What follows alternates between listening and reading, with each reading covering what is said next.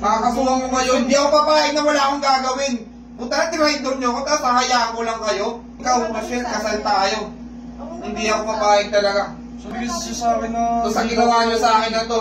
Ito na yung huli. Mag-iiwahin. Matingnan mo! Ano naman ngayon pa? Huwag ka nang ano, wala na nga tayo. Huwag mo ako tawagin pa sa ginagawa mo! O ano pa pakialam mo pa ngayon? Ka na pa ano?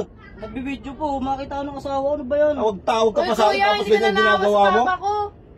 Anak, huwag ka nang ano dyan. Pag-usapan na lang video para ano. Pag-usapan na lang natin yan. Wala kaya ka? Ang kabata-bata mo tapos itong kurang... Paano ka ba yan? mo? Wala ko alam Eh, wala kang magagawa eh. Sabi ko nga sa'yo eh, wala ka nang asim eh. Oh, lumayas ka sa bahay kung wala ko. Ano Huwag mo iskandalo rito. Anong iskandalo? Ha? Ito, nangyari to dahil alam ko, ayaw mo na sa akin. Maghanap ako. Ito ba yung sinasabi mo sugar daddy mo? Ha? Ha? Ano to? Huwag kang ngayon din. Alam mo ka mo, nalalako mo yung kapatid ko? Batang-bata pa yan, no? Eh, Di ka man na nakukonsensya sa kapatid mo? Sorry tayo, hindi ko naman po sinasadya. Hindi mo sinasadya? Hindi ka nag-isip asawa ng kapatid mo yan? Sorry tayo, pasensya na po. Mag-isip-isip na ang kapatid mo nagpapakahirap sa ibang bansa. Eh, huwag naman po.